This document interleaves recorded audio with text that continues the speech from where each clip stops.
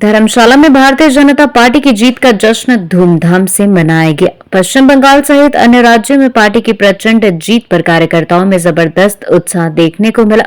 धर्मशाला मंडल भाजपा ने दाड़ी स्थित पार्टी कार्यालय में विधायक सुधीर शर्मा के नेतृत्व में जीत का जश्न मनाया। इस दौरान कार्यकर्ताओं ने ढोल नगाड़ों की थाप पर जमकर नृत्य किया और एक दूसरे को लड्डू खिलाकर खुशी जाहिर की। भारत माता की जय और जय श्री राम के नारों से माहौल गूंज उठा। इस मौके पर भाजपा के जिला और मंडल स्तर के कई पदाधिकारी और सैकड़ों कार्यकर्ता मौजूद रहे। कार्यक्रम का समापन वंदे मातरम के उद्घोष के साथ हुआ।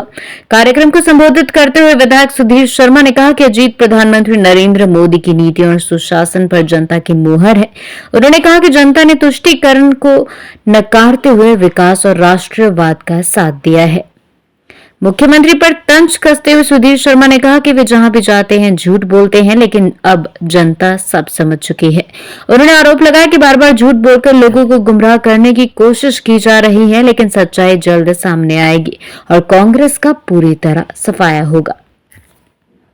परिणाम आए हैं अलग अलग प्रदेशों के अंदर, उसमें भारतीय जनता पार्टी की जो प्रचंड जीत हुई है, उसके लिए आपके माध्यम से मैं भारतीय जनता पार्टी के सभी कार्यकर्ताओं को सबसे पहले तो बधाई देना चाहूँगा कि उनकी अथक मेहनत का परिणाम है कि आज भारतीय जनता पार्टी ने, जहाँ कोई कल्पना नहीं कर सकता था, पश्चिम बंगाल के अंदर भी पूर्ण बहुमत से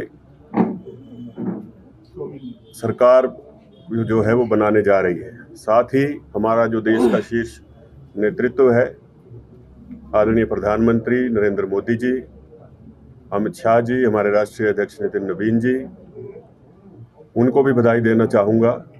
ये जीत भारतीय जनता पार्टी के लिए तो महत्वपूर्ण है ही, लेकिन उससे ज़्यादा महत्वपूर्ण जो है ये जीत भारतवर्ष के लिए है। जिस प्रकार से पश्चिम बंगाल के अंदर अराजकता का माहौल रहा है पिछले कई दशकों से, आज उसका अंत हुआ है। ये भारत की इंटरनल एक्सटर्नल सिक्योरिटी से जुड़ा हुआ भी चुनाव था।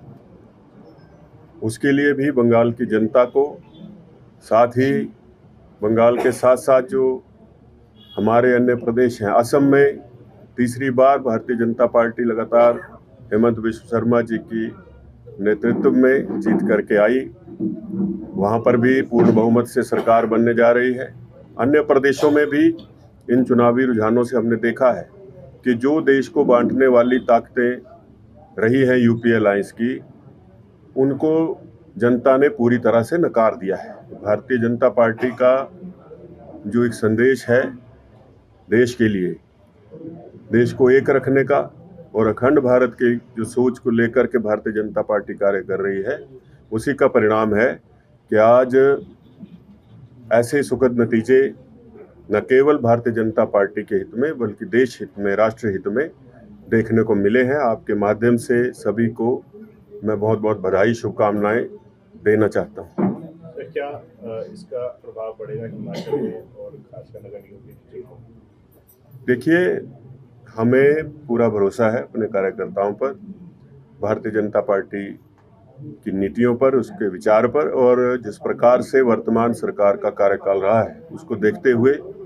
न केवल नगर निगम बल्कि जिस प्रकार से अभी खबरें आ रही थी कि बंगाल से तृणमूल कांग्रेस के नेता पलायन कर रहे हैं, जो भ्रष्टाचार के मामले वहाँ हुए, ऐसा बड़ा पलायन कांग्रेसी नेता जो है सत्ता में बैठे हुए और उनके जो मित्र हैं, उनका आने वाले समय में देखने को इस प्रदेश के अंदर मिलेगा, जिन्होंने जनता के पैसे का दुरुपयोग किया है, भ्रष्टाचार किया है।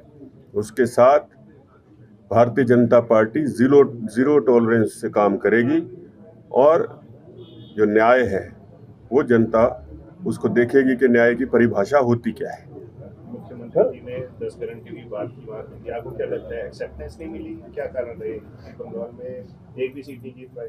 देखिए, ऐसा है, वो जहाँ भी जाएंगे और झूठ कहेंगे तो वो झूठ ज़्यादा दिन चलता नहीं है। लोगों को सब कुछ पता है, यहाँ धरातल पर तो कुछ उतरा नहीं है। ऐसा नहीं है कि वहाँ के लोग नहीं जानते होंगे प्रदेश में क्या हो रहा है।